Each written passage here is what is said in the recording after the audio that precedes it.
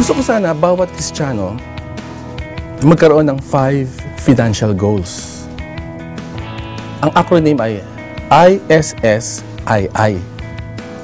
So first, kailangan meron tayong income. Bawal ang tamad. Bawal ang ayaw magtrabaho. Bawal yung palamunin. Bawal yung palaasa sa iba. Binigyan ka ng utak ng Diyos, binigyan ka ng kamay, magtrabaho ka. So, hindi balik kung maliit lang yung sweldo, basta regular na dumarating, okay na yan, income. Doon tayo magsisimula. Pangalawa, huwag mong gagastusin lahat, dapat meron kang savings. So, yung S. Huwag mo, sumweldo ka, tapos gagastusin lahat, magwa-one day millionaire. Hindi maganda yon, hindi wise yon. Kailangan nagsisave ka. Anong magkano nagsisave natin? At least 10%. At least 10% ng ating income isi-save mo. Yan. Tapos yung savings na yan, pinalalaki yan, pinapaanak yan. Yung anak niyan, huwag mong kakainin, paanakin mo ulit. Yung anak ng anak, huwag mong kakainin, paanakin mo na naman. So yung simula sa maliit na savings, dahan-dahan, unti-unti, palaki ng palaki yan. Magiging kapital yan. Ang third principle, another S, is sharing. Sharing or giving. So, another 10% yan. Huwag mong nanakawin yan, sa Panginoon yan, it's for giving. Ako, suggestion ko pa nga, kung maaari, bigger than 10% para generous giving Pero, magsimula ka sa 10%. Ang tawag doon, tithing.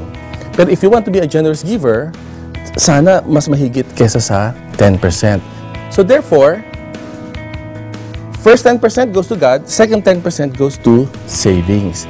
Yung 80% na matitira, pagkakasyahin mo ang lifestyle mo doon. Hindi pwedeng lumampas ka doon sa 80%. Then, susunod, another I is investment. Diba sabi natin, income, savings, sharing, and then investment. Yung savings mo, pinapaanak yan, di ba? Palaki na palaki yan. Pag malaki na siya, i-invest mo yan, ilalagay mo yan sa mga safe and wise investments. And lastly, another I is inheritance.